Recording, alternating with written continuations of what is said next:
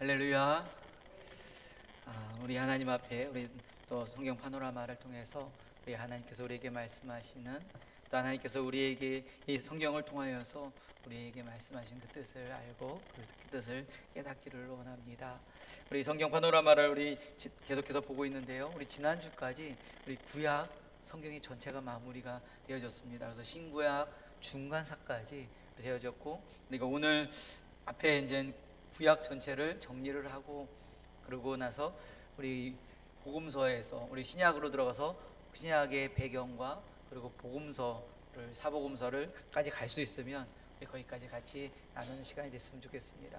우리 구약을 통하여서 또한 하나님께서 우리를 향하신 하나님의 사랑과 하나님의 계획하심, 끝까지 우리를 바라보시면서 우리가 하나님을 외면하고 하나님을 떠나 있었고, 죄의 결과로 인하여서 하나님을 또 관계가 멀어져 있고 깨어졌던 우리를 끝까지 사랑하셨던, 돌보시며 또 하나님의 은혜를 베푸셨던 그 하나님을 바라보고 하나님의 역사를 우리가 깨닫게 됩니다. 우리가 그 하나님의 은혜, 인도하신 하나님을 바라볼 수 있는, 또 하나님의 역사를 바라보는 귀한 은혜의 시간이 되기를 바랍니다. 우리 성경 파노라마 시작하면서 우리 주제가 한번 같이 먼저 불러보겠습니다. 우리 주제가를 부르기 전에 먼저 전체 성경을 틀을 한번 잡아보죠. 우리 성경은 전체 몇 권일까요? 한 권입니다. 몇 부분으로 나눠지죠? 두 부분으로 나눠집니다. 무엇과 무엇으로 나눌까요? 구약과 신약으로 나눠지죠. 구약은 무엇일까요? 쉽게 얘기하면 옛날 언약이에요. 신약은요, 새 언약을 이야기를 합니다. 하나님께서 죄를 범한 인간들에게 하나님께서 그들을 구원하시고자 하시는 역사적인 내용이 구약에 담겨져 있고요. 하지만 그들의 죄로 인하여서 그들이 이제 멸망할 수밖에 없는 그들이지만, 하나님께서 이 땅에 직접 이 땅에 오심으로 인하여서 새 언약을 맺어 주셨습니다. 예수 그리스도를 통한 구원의 언약을 맺어 주셨죠. 그러면서 신약이 되어지는 것입니다. 그래서 구약과 신약으로 이제 나눠지죠. 구약은 총 몇 권일까요? 39권입니다. 그래서 구약은 39권에서 세 부분으로 나눠지죠. 우리 역사서, 시가서, 예언서로 나눠집니다. 역사서가 몇 권일까요? 17권. 시가서는요? 5권. 예언서는요? 17권. 자, 이렇게 구약이 나눠집니다. 그 다음에는 신약은 몇 권일까요? 27권입니다. 신약 27권. 쉽게 하면 우리 39, 27 이렇게 하면 됩니다. 39권, 구약 39권, 27은 신약입니다. 신약은 크게 세 부분으로 나눠집니다. 무엇으로 나눠질까요? 복음서, 역사서, 서신서로 나눠집니다. 복음서 몇 권? 4권 있고요. 역사서는요? 1권이 있습니다. 그리고 서신서는요? 22권으로 되어져 있습니다. 그래서 신약도 전체적으로 세 부분으로 나눠지고 27권으로 3권으로 나눠지는 것을 보게 되죠. 우리 한번 성경 파노라마의 주제가 성경 목록가를 같이 한번 손뼉치면서 이제 불러볼 텐데요. 여러분 이제 불러보면 이제 성경이 익숙해지죠. 이제는 구분도 되어질 겁니다. 좀 이제 신약이 맞춰질 때 되면 우리 목록가를 부르면서 이제 창세기 하면 이제 흐름도 이제 보여질 겁니다. 우리 같이 한번 불러보겠습니다. 손뼉치면서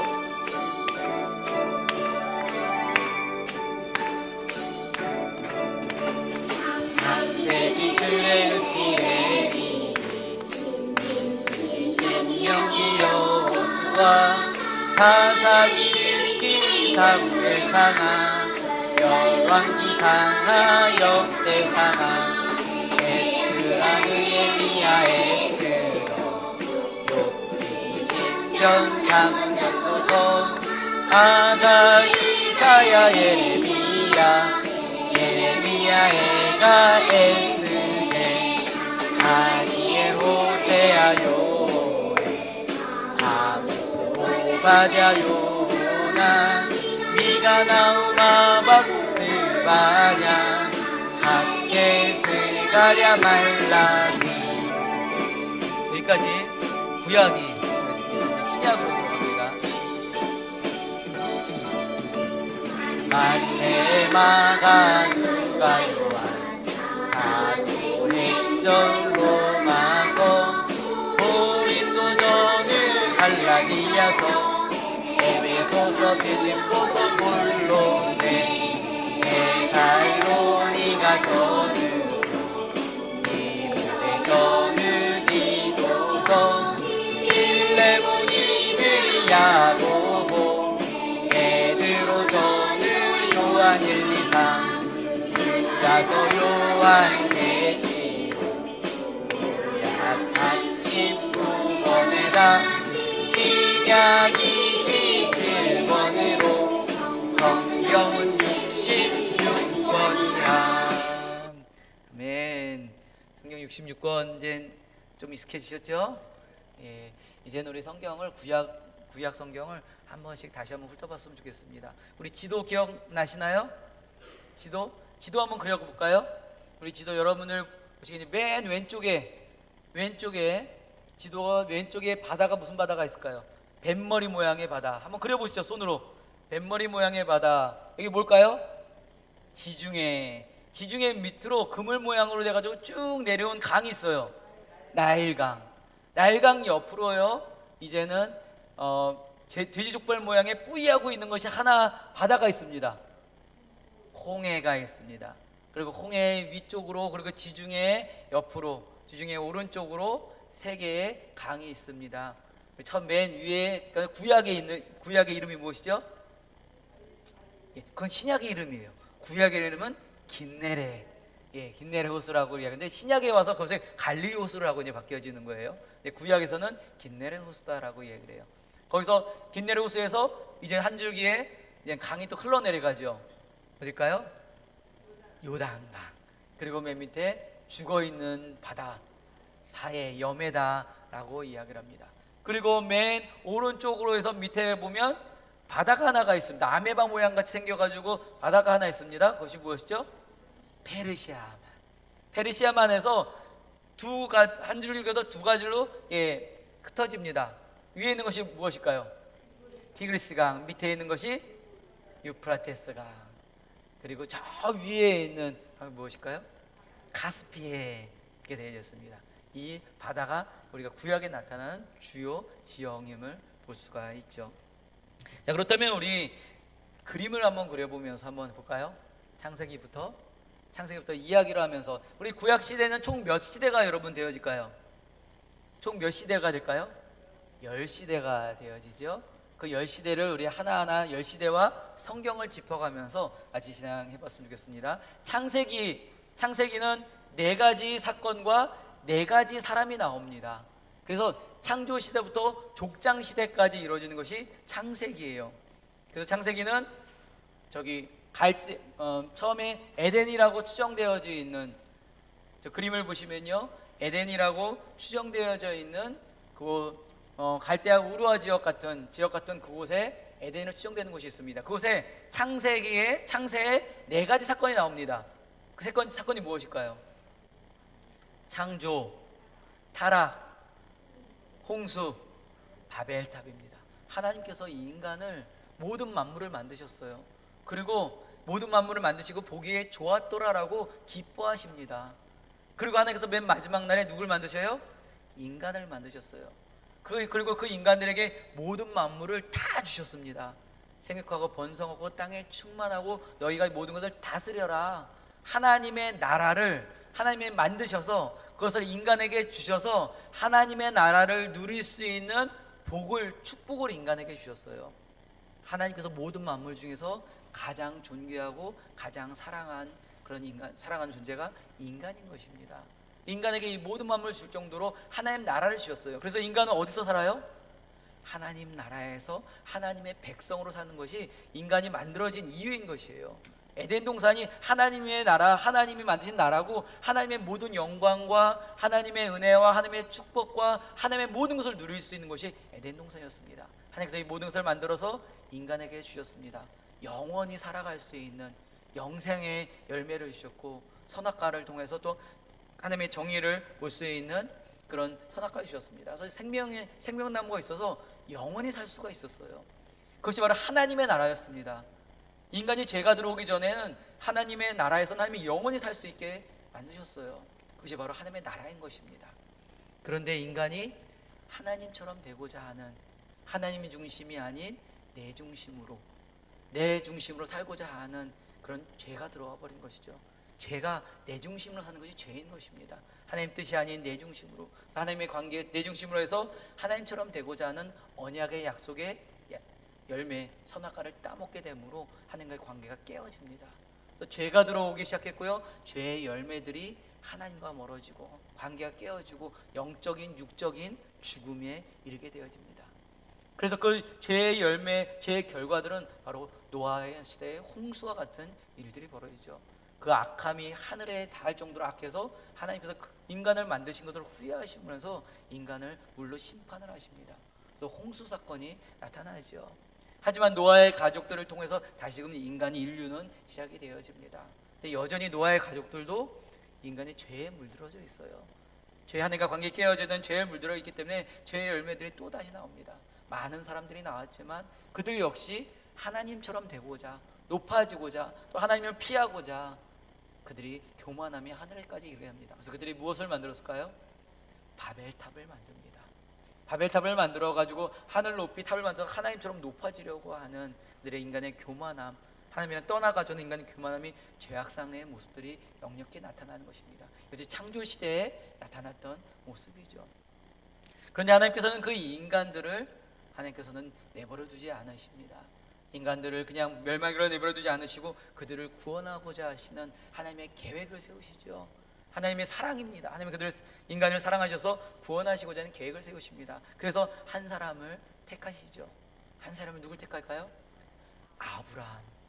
아브라함이라는 사람을 통하여서 이제는 그 자손들이 모든 민족, 모든 열방 가운데 복음을 전할 수 있는 하나님의 나라 복음, 회복의 복음을 전하기를, 그리고 축복의 통로가 되기를 이 한 사람을 택하신 것입니다. 그래서 아브라함 때부터 무엇이 시작이 돼요? 무슨 시대요? 족장 시대가 되어집니다. 4명의 족장이 있죠. 아브라함, 이삭, 야곱, 요셉. 이 사람들이 위대한 사람들일까요? 우리가 믿음의 사람이다라고도 믿음의 계보가 이어진 사람들이지만 연약한 사람들입니다. 이들이 능력이 있고 하나님의 족장 시대 하나님 앞에 부름받을 만한 자격이 있어서 된 것이 아니라 하나님의 은혜로 불러주셨기에 이들을 통해서 하나님께서 믿음의 계보를 이어갈 수 있도록 인도해 주신 것입니다. 여전히 역력하게 연약한 모습으로 이들의 모습이 나타나져요. 하지만 하나님께서 그들과 함께 하셔서 한 모든 열방 가운데 구원을 이루시고자 하시는 하나님의 계획하심을 이루시고 계세요. 끝까지 돌보시고 또 끝까지 함께 하시고 외면했음에도 불구하고 그들을 다시금 하나님께로 이끄시는 그 사랑의 모습을 보여주죠. 그래서 아브라함이 갈대우를 떠나서 하란을 거쳐서 그리고 이 가나안 땅에 머물고요, 가나안 땅에서 이삭과 야곱과 요셉이 낳지요. 그래서 그 요셉이 이제는 애굽으로 갑니다. 애굽을 형들에 의해서 애굽으로 팔려가지만 거기에서 감옥까지 가지만 거기서 그 나라의 애굽의 국무총리가 돼서 나라를 다스리게 되고, 가뭄이 어려움을 겪고 있을 때 주변 모든 나라들까지 이 돌봄의 역사, 하나님의 은혜의 역사를 이루는 요셉의 모습을 보게 됩니다. 그 가운데 또한 요셉의 형제들, 야곱의 자손들, 이들이 이제는 애굽으로 오게 됩니다. 고센 땅으로 오게 되고요, 거기에서 정착을 하게 됩니다. 그래서 400년 동안 애굽에 있어요. 그런데 그곳이 하나님의 약속의 땅이 아닙니다. 하나님의 약속의 땅은 가나안 땅입니다. 400년 뒤에 하나님께서 하나님께서는 이제 이스라엘 백성들을 가나안 땅으로 이끌기로 원하셨습니다. 그래서 한 사람을 또 택하십니다. 그 사람이 모세를 택하셔서 모세를 통해서 애굽에서 이끌어내시죠. 그러면서 우리 성경 출애굽기가 시작이 되어집니다. 출애굽기가 시작이 되면서 무슨 시대가 펼쳐질까요? 출애굽과 광야 시대, 출애굽 광야 시대가 펼쳐지게 됩니다. 애굽에서 나와서 하나님께서 이스라엘 백성들에게 보여주신 것이 있어요. 10가지 재앙을 통해서 하나님이 어떤 분이시다라는 것을 보여주셨습니다. 그리고 홍해를 가르시면서 뒤에 쫓아오는 애굽의 군사들을 물에 수장시키시면서 하나님이 위대하시고 전지전능하신 하나님을 보여주셨습니다. 광야에서 물과 물고기들, 만나, 떡을 주시면서 그들이 먹을 수 있는, 광야에서 그 많은 사람들, 300만 명이 되는 그 많은 사람들이 먹을 수 있도록 하나님께 보호하시고 인도하시는, 그들이 무엇이 한 것이 없어요. 하지만 하나님께서 먼저 가셔서 그들을 돌보시고 이끄신 하나님을 보여주십니다. 그리고 그들이 시내산에 오면서 그들에게 하나님께서 율법과 하나님 앞에 예배하는 것을, 하나님 앞에 제사장의 역할을 말씀해 주신 것이 출애굽기입니다. 그리고 출애굽기 다음에 레위기죠. 레위기는 무엇일까요? 우리 레위기는 그 시내산에서 삼각형의 모양이 있습니다. 여기에는 무엇일까요? 2년 동안 시내산에서 하나님께서 이스라엘 백성들을 훈련시키십니다. 하나님이 어떤 분인지 알려주세요. 그래서 그들에게 제사하는 법을 알려주시고요, 그리고 절기를 지키는 것을 말씀하십니다. 그리고 그들에게 가장 중요한 말씀하세요. 무슨 말씀하실까요? 내가 거룩하니 너희도 거룩하라. 거룩한 백성이 되라는 거예요. 죄 가운데 있는 백성이 아니라 하나님의 거룩한 백성, 하나님의 백성이 되라는 것입니다. 하나님의 백성이 되는 그 기준을 말씀해 주세요. 율법을 주시고요, 십계명을 통해서 또한 그들이 하나님께로 동행할 수 있는 길을 알려주십니다. 그래서 2년 동안 훈련시키시고 하나님께서 그들을 이제는 약속의 땅으로 가라라고 말씀하세요. 민수기죠. 민수기를 통해서 가나안 땅으로 갑니다. 근데 가나안 땅으로 들어갔을까요? 못 들어갑니다. 가데스바네에서 12명의 정탐꾼을 보내요. 12명의 정탐꾼을 보냈는데 12명의 정탐꾼이 가나안 땅을 보고 와서 어땠을까요? 10명의 정탐꾼은 안 돼요. 가면 우리 죽습니다. 하나님께서 그동안 2년 동안 그들에게 하나님을 보여주셨고, 전능하신 하나님을 보여주셨고, 바다를 가르신 하나님을 보여주셨고, 하나님의 말씀과 기준을 통해서 그들이 하나님이 되신다고 약속해 주셨는데, 가나안 땅에 있는 사람들 보면서 또 두려워진 거예요. 무서워진 겁니다. 가지 말자라고 불신앙이 생겨지기 시작해요. 여호수아와 갈렙만 갑시다라고 외칩니다. 그래서 그렇게 외쳤지만 이스라엘 백성들이 두려움으로 인해서 가지 않습니다. 가지 않음으로 인해서 하나님께서 그들을 광야에서 재훈련을 시키십니다. 38년 동안 재훈련해서 전체 40년 동안 광야 생활을 하게 돼요. 그래서 애굽에서 나온 첫 번째 세대는 광야에서 다 죽습니다. 그래서 광야에서 태어난 두 번째 세대만 가나안 땅으로 들어가지게 됩니다. 근데 유일하게 들어간 두 사람이 있습니다. 누굴까요? 여호수아와 갈렙만 들어갑니다. 하나님 앞에 믿음으로 하나님 땅을 바라보게 여호수아와 갈렙만 들어가지게 되죠. 인간의 연약함이 계속해서 보여져요. 하나님께서 기회를 주셨고 그들에게 하나님께서 인도해 주셨음에도 불구하고 여전히 불신앙하고 있는 모습들이 인류의 역사적인 모습입니다. 그리고 이제는 신명기는 무엇일까요? 신명기는 비스가산에서 이제 모세의 세 편의 설교가 나타나죠. 또 거기는 삼각형의 산의 모양이죠. 요단 동편에서, 요단강 동쪽 편에서 이제는 가나안 땅을 바라보면서 모세가 이제 거기에서 이제 세 편의 설교를 합니다. 그 전에 하나님께서 역사하셨던 하나님의 역사에 대해서 이야기를 하고요, 그리고 하나님의 언약에 대해서, 율법에 대해서 다시금 말씀합니다. 그리고 세 번째로는 하나님과의 언약에 대해서 이야기를 합니다. 그러므로 이스라엘 백성들이 누구인지, 어떤 존재인지, 하나님이 그들과 함께 하심을 이야기를 하면서 너희들은 약속의 땅 가나안 땅으로 가라라고 그들의 정체성을 이야기를 하시는 거예요. 2세대, 1세대뿐만 아니라 2세대들을 향하여서 그들이 어떤 존재인지, 하나님께서 그들과 언약을 맺어주신 약속의 땅 가나안 땅으로 가서 하나님의 나라가 세워질 것을 말씀하고 있는 것이에요. 가나안 땅에서 하나님께서는 에덴에서 하나님의 나라를 이루셨던 것처럼 가나안 땅에서도 하나님의 백성들이 하나님의 나라가 되기를 원하셨던 것입니다. 온전 하나님이 다스리시는 하나님의 세계. 그래서 이제는 그곳에서 모세는 비스가산에서 죽고 이제는 여호수아가 뒤를 이어서 가나안 땅으로 들어갑니다. 무슨 시대가 펼쳐질까요? 정복 시대가 펼쳐지지요. 정복 시대는 여호수아서입니다. 다음에 여호수아서는요. 여호수아는 7년 동안 가나안 땅을 정복을 해요. 남쪽, 북쪽, 중앙 정복을 합니다. 근데 이 전쟁은 어떤 전쟁일까요? 거룩한 전쟁입니다. 내 방법대로가 아니라, 내 중심대로 싸우는 것이 아니라 하나님의 중심대로 싸우는 것이에요. 하나님의 중심대로 싸워서 가나안 땅으로 들어서 하나님 중심대로 싸우는 것입니다. 그래서 하나님의 방법대로 싸울 때는, 인간의 방법대로 싸우지 않고 하나님의 방법대로 싸울 때는 승리케 하십니다. 어떤 큰 대적 가운데서도 다 이기게 하세요. 근데 자기 마음대로 할 때는 아이성과 같은 작은 성 앞에서도 패배하는 모습을 보게 됩니다. 하나님께서 전적으로 앞에 맡기며 하나님의 주인 되심과 하나님의 왕 되심과 하나님의 이끄시는 그 나라 가운데 하나님을 따를 것을 말씀하고 있는 것입니다. 그래서 7년 동안 정복하고요, 가나안 땅을 이스라엘 백성들에게 그 땅을 기업을 분배해 줍니다. 각 지파별로 분배해 줍니다. 근데 지파별로 분배받지 못한 땅 분배받지 못한 지파가 어딜까요? 레위 지파요. 레위 지파는 뭐 하는 지파일까요? 제사장, 예배드리는 지파인 것입니다.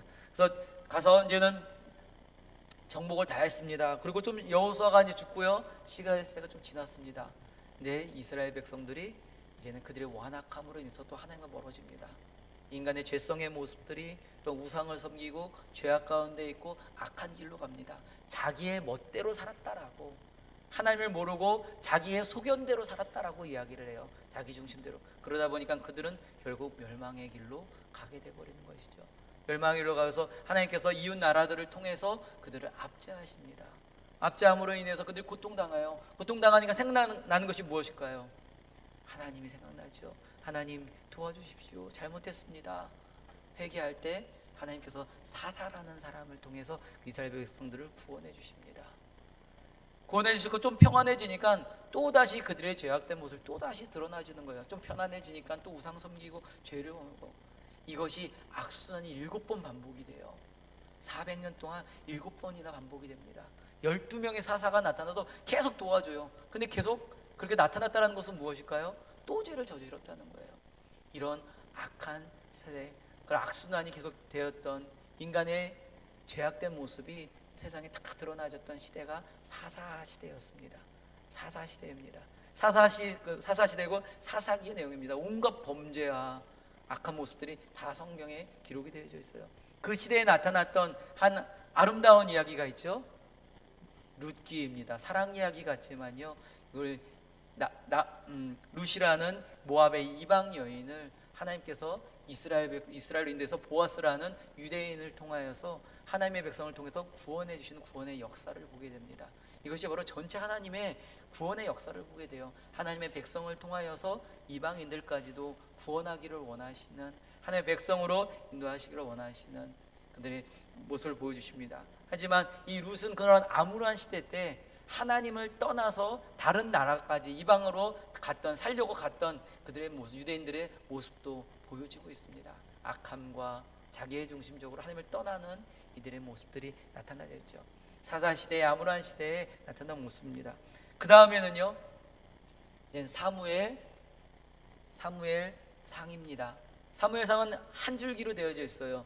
근데 사무엘이 마지막 사사고요, 이스라엘 백성들이 왕을 달라 그럽니다. 그래서 첫 번째 왕이 무엇일까요? 누굴까요? 사울 왕입니다. 그래서 사무엘상은요, 사무엘과 사울의 이야기입니다. 처음에는 사울이 준수한 왕이었고 하나님 앞에 기도하는 왕이었지만 그들이 자기중심적으로 변하면서 하나님 앞에 버림을 받습니다. 자기중심적으로 나갈 때는 하나님으로 버림받을 수밖에 없어요. 악한 길로 갈 수밖에 없습니다. 하나님의 뜻이 아니라 자기 뜻대로 가야지는 사울의 모습, 결국 버림을 받습니다. 그래서 사무엘 하에 대해서도 한 줄기로 되어지는데요, 사무엘 하는 어느 왕일까요? 이스라엘의 가장 위대한 왕 다윗 왕입니다. 단일 왕국 시대가 지금 펼쳐지고 있죠. 사사시대에서 단일 왕국 시대가 펼쳐지면서 사울과 다니엘, 그래서 다니엘 시대 때 이스라엘이 정말 부강했던 그런 나라였고 하나님 앞에 합한 왕으로 다윗 왕이 하나님 앞에 세워졌던 왕으로 보게 됩니다. 그 뒤로는 열왕기상입니다. 열왕기상은 솔로몬과 또한 이스라엘이 두 개로 나눠지는 모습이 나타나죠. 솔로몬도 처음에는 하나님 앞에 합한 지혜의 왕이었습니다. 그런데 하나님을 떠나면서 그들이 그 마음 가운데 이방 나라들과 정략 결혼을 하면서 우상을 받아들이기 시작해요. 그래서 이스라엘 백성들이 우상을 섬기게끔 우상을 끌어들이는 것이 그 솔로몬이었습니다. 그것을 방치해뒀습니다. 그래서 하나님의 나라가 우상을 섬기는, 많은 우상이 들어서 우상을 섬기는 나라가 되어져 버렸어요. 부유하고 지혜롭고 하나님의 지혜가 있었던 그런 왕임에도 불구하고, 그런 왕이었음에도 불구하고 그가 나중에 전도서에서는 이야기를 하죠. 헛되고 헛되다라고 이야기를 합니다. 많은 것을 누렸지만 하나님이 없이 살아간 세상이 헛된 삶이었다라고 이야기를 합니다. 하나님 앞에 지혜의 축복을 받았음에도 불구하고 그 은혜의 축복을 누리지 못했던 왕이 어떤 솔로몬이라고 볼 수가 있어요. 그래서 하나님께서는 솔로몬이 너의 왕 다윗을 보고서도 너 때에는 나라가 갈라지지 않지만 너의 다음 때는 나라를 갈라지게 하겠다라고 말씀을 하십니다. 그래서 솔로몬의 다음 세대 때 다음 왕 때 이스라엘이 나눠집니다.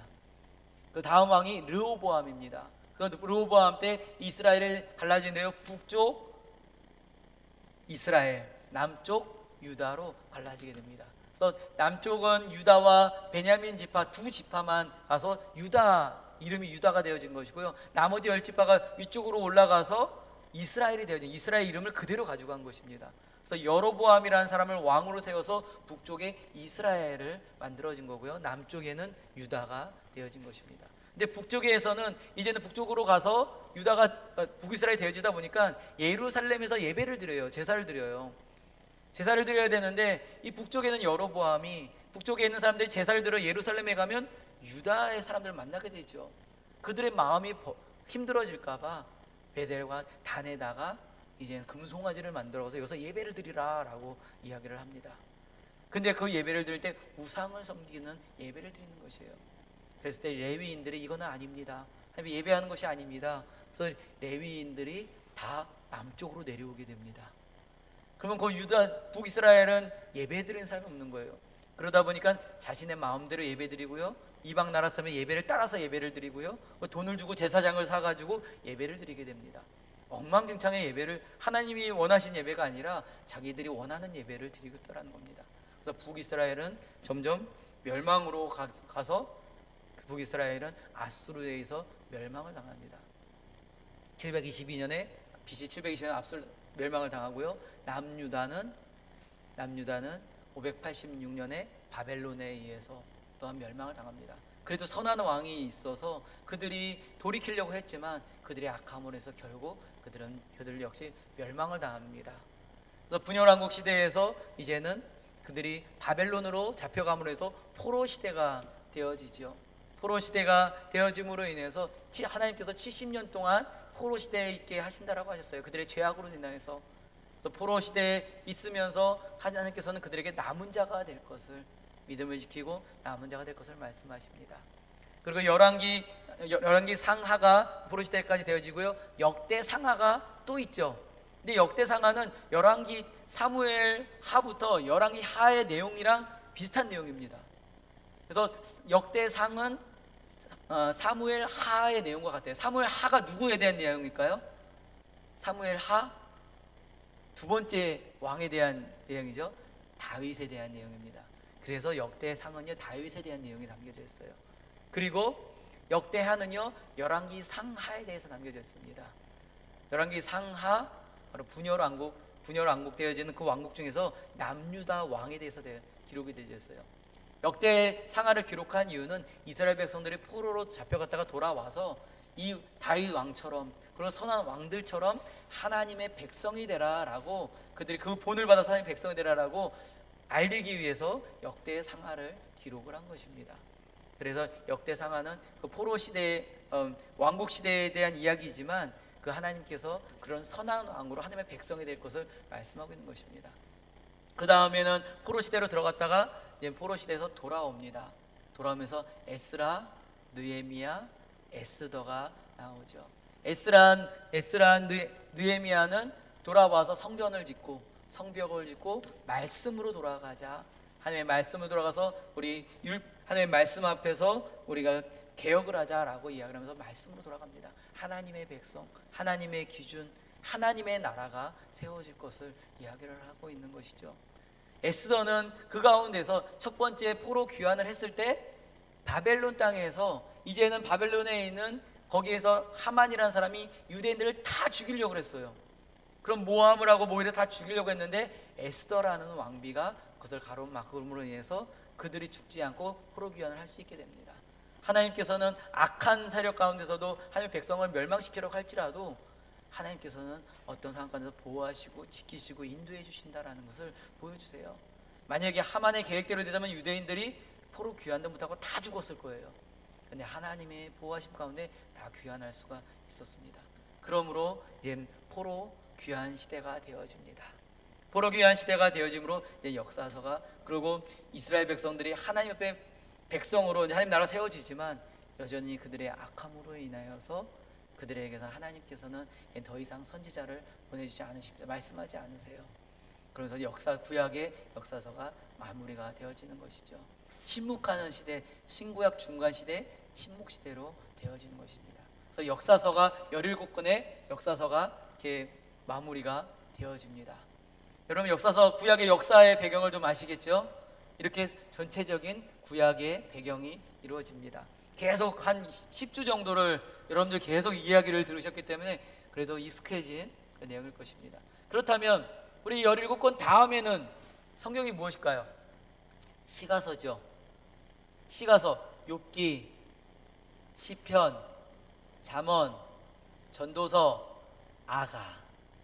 욥기는 모든 주권은 하나님께 있습니다. 고난을 주시는 분도, 회복시켜 주시는 분도, 축복하시는 분도, 우리 모든 것을 인도하시는 분이 하나님이십니다. 모든 주권이 하나님께 있습니다라는 이 고백인 것입니다. 욥의 인생을 통해서 하나님의 주권이 하나님께 있음을 보여주고 있어요. 시편은 무엇일까요? 하나님은 찬양받으시기에 합당하신 분이십니다. 전능하신 하나님, 만유에 뛰어나신 하나님, 이 찬양을 통해서 찬양받으시기 합당하신 하나님을 찬양하고 있는 내용이 이 시편입니다. 그래서 거의 1000년에 걸쳐가지고 기록이 되는 시편을 모은 거예요. 그래서 성전에 예배드리러 가면서 이 시편을 찬양을 하면서 예배드리러 가는 모음집이 시편 모음집입니다. 하나님을 찬양하는 시고 내용인 것입니다. 그 다음에 잠언, 지혜서라고 이야기죠. 하나님의 지혜. 우리가 아무리 지혜롭다고 해도 하나님의 어리석음을 따라갈 수가 없습니다. 하나님의 지혜가 있을 때 하나님의 나라를 누릴 수가 있어요. 솔로몬은 하나님의 지혜로 나아갈 것을, 하나님의 지혜 가운데 하나님을 발견할 것을 이야기를 합니다. 그리고 솔로몬은 이제 노년에 이제 쓴 책 전도서가 있죠. 솔로몬이 전도서를 기록했습니다. 헛되고 헛되니 헛되며 헛되도 모든 것이 헛되도다라고 이야기합니다. 하나님 없는 인생, 하나님을 떠난 인생은 헛될 수밖에 없다라는 것이에요. 결국 허망한 인생을 살아갈 수밖에 없다라는 것입니다. 그런데 하나님을 경외하고 하나님과 함께 할 때 그 인생은 가치 있는 인생, 하나님의 나라 은혜를 누릴 수 있는 인생이 된다라고 이야기를 합니다. 그래서 하나님을 경외하는, 하나님과 동행하는 인생이 될 것을 전도서에서 이야기를 합니다. 그 다음에 무엇일까요? 아가서가 있죠. 아가서에는요, 이 아가서에서는 하나님께서 사랑 이야기를 합니다. 솔로몬과 술람미 여인의 사랑 이야기를 하면서 하나님께서는 그 사랑 이야기를 통해서 하나님께서 인간을 사랑하시는 하나님의 사랑을 보여주십니다. 술람미 여인, 그 가을에 추수하는 일하는데 얼굴이 까만 여인이에요. 무엇이 얼마나 이쁘겠어요. 근데 사랑스럽다라고 이야기를 합니다. 어쩜 우리 죄 가운데 있고 멸망과 또한 좌절과 있는 우리의 모습 가운데 하나님께서 우리를 사랑한다라고 말씀하세요. 하나님의 사랑의 마음을 솔로몬의 아가서를 통해서 보여주고 있습니다. 하나님의 사랑에 대해서 말씀하고 있습니다. 그래서 시가서가 보여지죠. 그 다음에는 17권의 예언서가 나옵니다. 17권의 예언서가 나오는데요, 예언서는 크게 세 가지로 나눠지죠. 크게 세 가지로 나눠집니다. 어떻게 구분이 될까요? 포로 시대 이전, 바벨론 포로 시대 이전, 바벨론 포로 시대 이후로 기록이 되어져 있습니다. 그래서 바벨론 포로 이전에는 성경이 무엇이 있을까요? 오바댜, 요엘, 요나, 아모스, 호세아, 미가, 이사야, 나움, 스바냐, 예레미야, 하박국. 이 바벨론 포로 이전에 하나님께서 선지자들을 통해서 이스라엘 백성들, 또한 유다, 또한 이 주변 나라들을 통해서 예언을 하시는 것이에요. 선지자들을 통해서 무슨 예언을 했을까요? 그들의 죄악과 악한 것으로 인해서 멸망할 것이다 라고 말씀하시는 거예요. 멸망할 것이고 그들의 악함은 멸망일 수밖에 없다라는 것을 말씀하세요. 그걸로 끝나셨을까요? 돌아와라, 회개하라, 너희가 돌아오라라고 말씀하십니다. 그럼에도 불구하고 그들이 돌아오지 않았을 때 하나님께서는 하나님의 심판이 그들에게 임할 것이다 라고 말씀하세요. 그렇지만 하나님께서는 남는 자들에게는 너희가 다시금 70년 뒤에 포로로 잡혀가지만 다시금 돌아오게 할 것이다라고 언약의 메시지를 말씀하십니다. 그리고 메시아가 이 땅에 올 것이다라고 예수님에 대해서 메시아에 대한 예언도 말씀을 하십니다. 그래서 포로 이전엔 그들의 죄악상들과 그들의 심판에 대해서 말씀하시고 돌아오라고 회개하라라고 말씀하시는 분이 바로 하나님이십니다. 그리고 포로 시대에서는 우리 다니엘과 에스겔과 에레미야, 에가가 있습니다.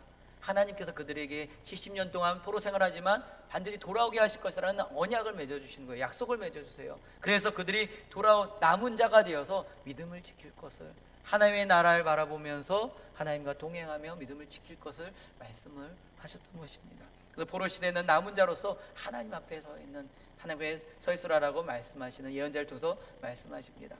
그리고 포로 이후에서는요, 학계, 스가랴, 말라기가 있죠.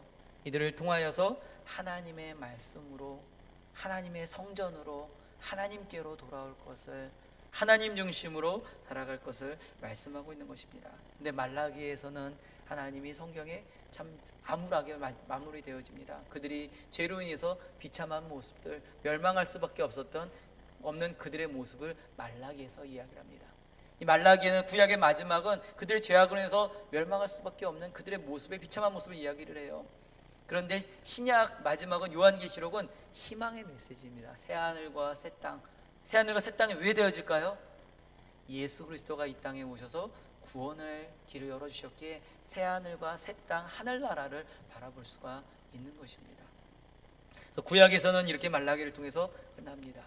그렇지만 말라기를 통해서 끝나는 것이 아니라 하나님께서는 예수님께서 오시는 그 신구약 중간시대, 침묵시대 중간시대를 400년 동안 예수님이 오실 때를 준비하십니다.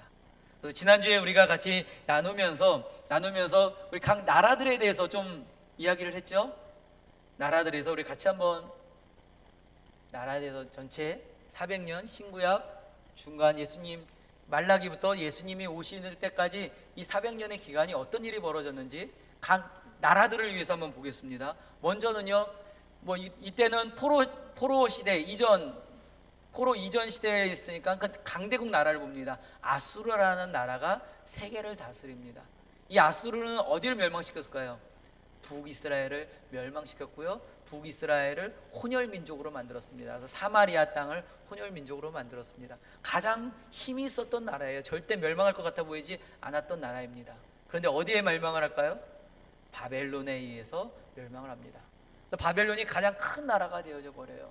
이 바벨론 큰 나라가 되는데 이 바벨론에 의해서 남유다가 멸망을 당합니다. 그래서 3차에 걸쳐서 포로로 잡혀가게 되죠. 포로로 잡혀가는 것은 하나님의 뜻이었고요, 계획하심이었습니다. 포로로 잡혀갔는데요, 이들이 가가지고 자유로웠습니다. 자유를 누릴 수 있었어요. 그런데 하지 못하는 것이 있었습니다. 무엇일까요? 예배를 드리지 못하게 했습니다. 그래서 이들이 예배를 드리지 못하지만 그곳에서 자기들이 이제는 그곳에서 예배를 드렸습니다. 그래서 모임을 가졌어요. 그래서 만들어진 것, 성인 할례를 받은 성인 10명만 있으면 그 모임을 가지고 있었어요. 그것을 무엇이 만들어졌을까요? 회당이라는 것이 만들어졌습니다. 그래서 바벨론으로부터 회당이라는 것이 만들어졌어요. 근데 거기서는 할 수 없는 것이 제사를 못 드렸습니다. 제단이 없기 때문에 제사를 못 드렸습니다. 그래서 회당을 통해서 예배와 기도를 드릴 수가 있었던 것입니다. 회당이라는 것이 만들어졌던 것입니다.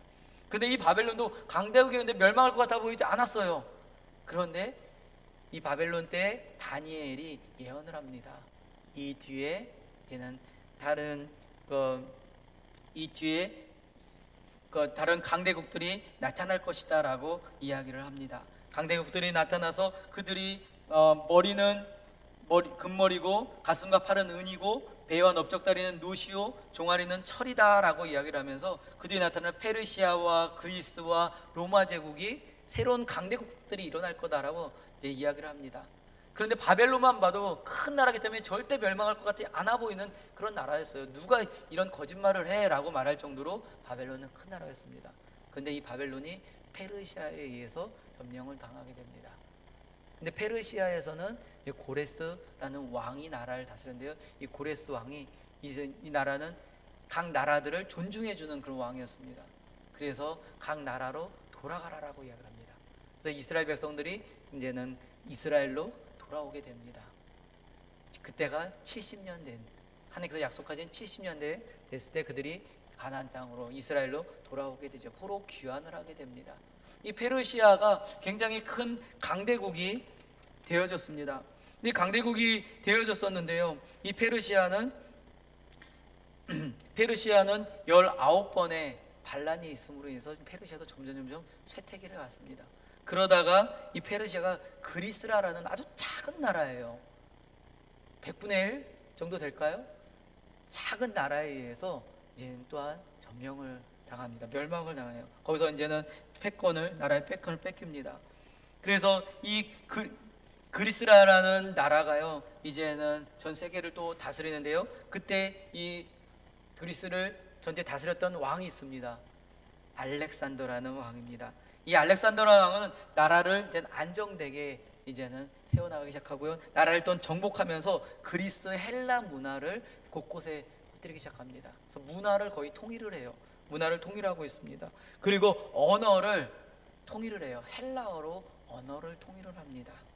또 한 가지 이야기는 그 알렉산더가 유대인들을 만나가지고 알렉산더를 점령하는 나라마다 유대인들을 데리고 갑니다. 유대인들이 이 알렉산더를 호의적으로 맞아줬기에 이 알렉산더가 유대인들을 데리고선 점령하는 곳으로 갑니다. 근데 유대인들을 점령하는 곳에 가서 세운 것이 무엇일까요? 은행하고 회당들을 세웁니다. 그러다 보니까 귀족들이나 거기에 많은 고위층에 있는 사람들이 회당에 오기 시작합니다. 그리고 이 유대인들도 주요의 자리에 앉기 시작하죠. 세계 곳곳에 유대인들이 퍼져나가기 시작합니다. 하나님의 역사가, 하나님의 복음의 역사가 이들도 벌써 준비하고 계시다라는 거예요. 한 조그만 땅, 아주 가나안 땅, 여기서 보이지도 않는 가나안 땅이 이제 보이시나요? 조그맣게 보이시나요? 지금 저기 갈릴리 아주 작게 보이시죠? 갈릴리 호수. 그 옆에 있는 보이지 않는 조그만 가나안 땅, 그 이스라엘 땅에서 전 세계까지 이스라엘이 다 흩어지고 있어요. 유대인들이요. 하나님께서 그들을 흩으시는 거예요. 하나님의 나라 복음을 위해서요. 하나님의 역사를 이루고 계시는 것입니다. 그리고 언어가 통일이 되어지고 있고요. 그러면서 이제는 이 그리스가 이제 알렉산더가 10년 만에 죽게 됩니다. 나라가 4개로 갈라지게 되죠. 4개로 갈라지는데 그 알렉산더의 그 밑에 있던 부하들 카산더, 리시마쿠스, 셀류커스, 톨레미라고 4개 나라로 나눠지는데, 근데 그래서 셀류커스하고 톨레미가 이제는 큰 힘을 갖게 됩니다. 그래서 셀류커스는 이스라엘 위쪽부터 그 위의 나라를 다 다스리고요, 톨레미는 이스라엘부터 그 밑에 이집트까지 이제 다스리게 됩니다. 근데 특별한 것은 이 톨레미 1세는 학자였습니다. 각 세계 가운데 전쟁하고 와서 책을 다 수집해 가지고서는 도서관을 만듭니다. 그래서 알렉산드리아 도서관을 만들었고요, 그 뒤를 이은 톨레미 2세가 아주 특별한 민족을 발견하게 되죠. 유대인들. 그들이 잘 살고기도 하고요, 그들이 잘 뭉치는 모습들을 보게 됩니다. 그래서 그들에게 물어봐요. 그들 리더자를 불러서 물어봅니다. 너희들은 왜 이렇게 잘 살고 너희들 잘 뭉치냐? 라고 이야기를 하니까 자신에게 주신 하나님의 말씀 가운데 있을 때 자신들이 잘 뭉쳐가 축복을 받는 백성이 된다라고 이야기를 합니다. 그래서 톨레미 2세가 유대인 지도자들에게 이야기를 합니다. 너희가 가진 성경을 헬라어로 번역해라. 그래가지고 이제는 대제사장이 각 지파별로 6명씩 불러오라 그럽니다. 그들이 왔는데요, 다 오진 않고 70명만 오게 됩니다. 70명이 오게 돼요. 70명이 헬라어로, 히브리어를 헬라어로 바꿔버립니다. 구약 성경을. 그것이 72년이라 그래서 이제 구약 신약 시대에 성경이 읽혀지는 성경들이 바로 이 헬라어인 것입니다. 그래서 하나님의 역사, 이스라엘만 볼 수 있었던 구약의 성경이 이제는 헬라어로도 전 세계 가운데 언어가 통일된 그 헬라어로 성경을 볼 수 있게끔 하나님의 역사가 이루어지고 있다는 거예요. 신구약 중간사를 통해서 하나님의 나라가 이루어지고 있다는 것입니다. 그런데 이 또한 셀류커스에는 다소라는 곳이 이제는 교육의 도시로 되어져서 그곳에 바울이라는 곳이 나오죠. 그런데 셀류커스가 이제 힘이 세지면서 이제는 전체를 또 다스리게 됩니다. 그러다가 이제 셀류커스가 이제 더 넓은 땅을 점령하자라고 해서 로마로 갑니다. 작은 나라 로마였습니다. 어떻게 로마하고 싸워서 어떻게 로마가 이길 수가 없는 전쟁입니다. 그런데 로마가 셀루커스를 이깁니다. 그리스를 이겨요. 그래서 로마가 전체를 또 다스리게 됩니다. 전체를 다스렸을 때 로마의 법으로는 패배한 나라가 모든 전쟁에 드는 비용을 다 갚아줘야 돼요. 그래서 12년 동안 이 그리스, 셀루커스 그리스가 비용을 다 줍니다. 거의 나라가 망할 정도로 다 대줍니다. 그런 상황 가운데 로마가 전 세계를 다스리게 되죠. 세계를 다스리면서 이제는 이 로마가 이스라엘까지도 다스리게 되고요. 잠시 로마 다스렸던 그 셀루커스가 다스리고 로마가 다스리는 그 시기에 한 100년 정도는 이 유대인들이 잠깐 독립을 합니다. 근데 로마가 다시 다스리면서 BC 63년에 로마 폼페이 장군에 의해서 예루살렘이 다시 점령되어지고요. 그 예루살렘이 또 다시 로마의 속국이 되어져 버립니다. 그래서 로마의 속국이 되어짐으로 인해서 로마에는 이제는 헤롯 대왕이라는 분봉왕이 대신 절에는 분봉왕이 오고 또 거기에서 또 다스리는 총독이라는 총독이 오게 됩니다. 그래서 여러분 잘 아시는 빌라도나 이런 총독들이 와서 이제는 이스라엘을 다스리게 되지요. 그래서 로마 대국이 돼서 이제는 많은 변화가 이루어집니다. 언어가 헬라어로 통일이 되어지고요. 그리고 로마는 로마의 평화라 그래서 각 나라의 길을 다 열어버립니다. 이전에는 국수주의 그래가지고 우리나라끼리 잘 살 거야 이랬는데요. 로마가 세계를 다스리면서 모든 문을 다 열어버립니다. 우리는 하나야. 그러니까 너네들끼리 살지 말고 하나로 살아. 그러면서 다 세계는 평화가서 열어버립니다. 그래서 어디든지 여행을 할 수 있게끔 만들어놨어요. 그리고 길을 잘 닦아놨습니다. 그래서 멀리 여행할 수 있게끔 만들어놨습니다. 복음이 전해질 때 언어가 통일이 되어지고요. 어느 나라든지 갈 수가 있고요. 언어만 알면 헬라어만 알면 어디든지 복음을 전할 수 있는 그런 하나님의 복음을 전할 수 있도록 하나님의 세계를 만들고 하나님의 역사가 이루어지고 있었다라는 것입니다. 그런 로마의 시대까지 이루어졌어요. 예수님 오시는 시대까지 되어졌습니다. 그 당시에 로마의 시대는요 극심하게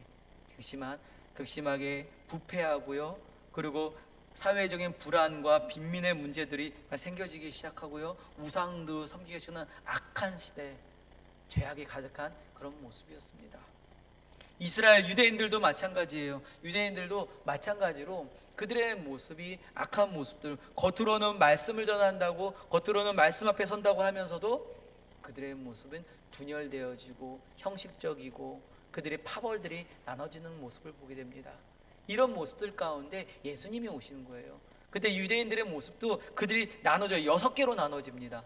어떻게 나눠져 있을까요? 우리 여러분 46페이지에 보면 그게 나타나져 있는데요. 6개로 나누는데 여러분들 많이 들어본 이제 그러니까 분파들이 나옵니다. 처음에는 바리새인이 나오죠. 바리새인은요 구약과 유대 구전 전승을 받드는 그것을 믿는 우리 보수주의자들입니다. 성경 율법들을. 근데 그들이 율법주의자로 이제 바뀌어지기 시작해요. 율법에만 따라가지고 엄격한 율법주의로 따지면서 하나님의 거룩하심 앞에 하나님을 앞에 서 있지 못한 이들의 모습을 보게 됩니다. 그리고 정치와 종교를 분리를 하려고 하는 모습이 이 바리새인들입니다. 근데 바리새인들이 처음에는 말씀 앞에 서려고 많이 노력을 했어요. 근데 율법주의로 바뀌면서 형식주의로 바뀌어지게 됩니다. 그리고 사두개인들은요 종교적 정치적 자유주의자들이 있었습니다. 그래서요 이들 같은 것은 부활과 영원히 불멸을 믿지 않습니다. 부활을 믿지 않아요. 그래서 영원히 산다는 걸 믿지 않습니다. 그래서 바리새인들과 맨날 싸워요.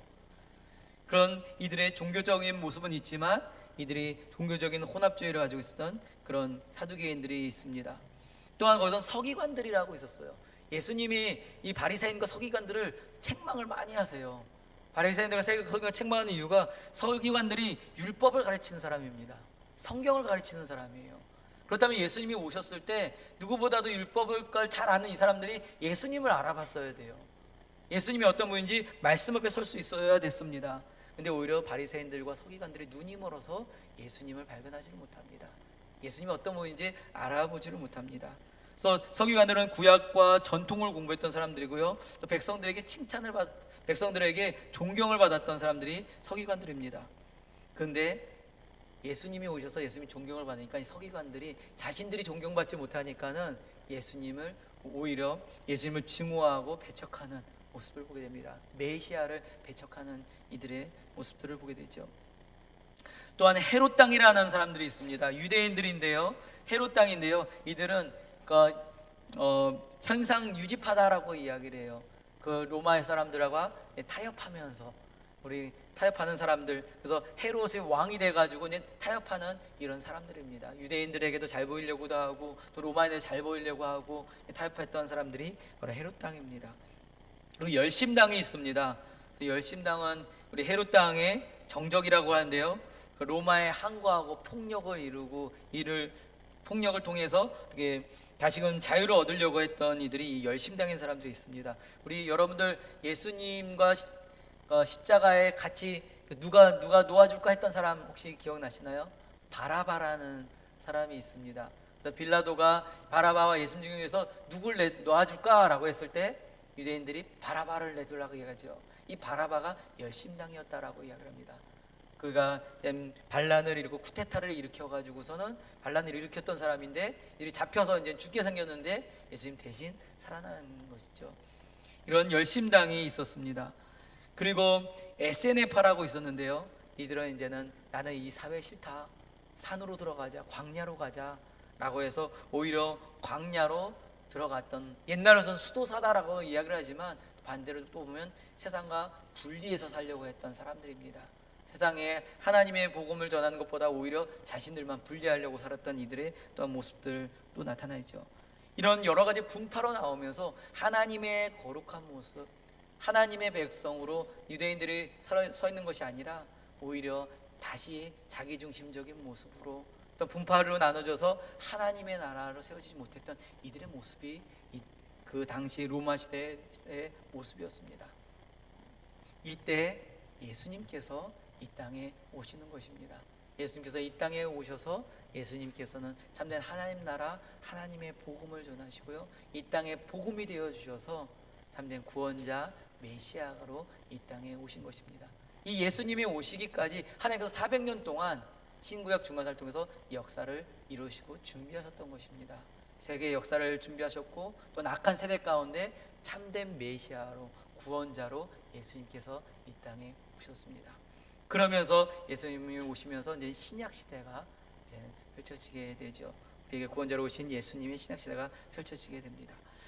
제가 오늘은 신약과 복음서까지 좀 같이 나누려고 했는데요, 구약을 정리하는 걸로 오늘 마무리를 하겠습니다. 우리 구약을 정리하면서 우리 하나님의 역사를 우리 돌아보게 됩니다.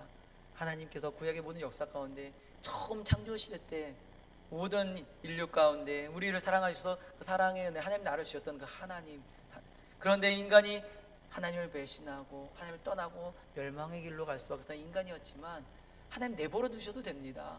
그냥 없애버려도 됩니다. 그런데 끝까지 사랑하여 주시고 그들이 연약함에도 불구하고 다시금 기회를 주시고 또 기회를 주시고, 우리 각 시대별로만 봐도 수십 번, 수백 번, 수천 번 하나님께서 기회를 주세요. 기회를 주시면서 돌아오라라고 말씀하십니다. 돌아오라라고 말씀하십니다. 우리는 간혹 기회를 줄 때는 우리는 3-4번만 얘기하죠. 내가 3번 센다, 3번 동안에 해, 이렇게 기회를 줘요. 우리는 별로 용서도 안 하는데 하나님께서는 수백 번, 수천 번 기회를 주시면서 돌아오라라고 말씀하십니다. 이것이 바로 하나님의 사랑이에요. 처음부터 끊임없이 우리 주셨던 하나님의 사랑, 모든 역사를 통해서 창조 시대뿐만 아니라 우리 족장 시대, 출애굽 광야 시대, 정복 시대, 사사 시대, 단일 왕국 시대, 분열 왕국 시대, 포로 시대, 포로 귀환 시대, 그리고 신구약 중간 시대, 이 모든 시대 가운데서 수많은 하나님의 역사, 하나님의 사랑과 하나님의 기다려주심, 하나님의 회복하심의 역사가 계속 있었음을 보게 됩니다.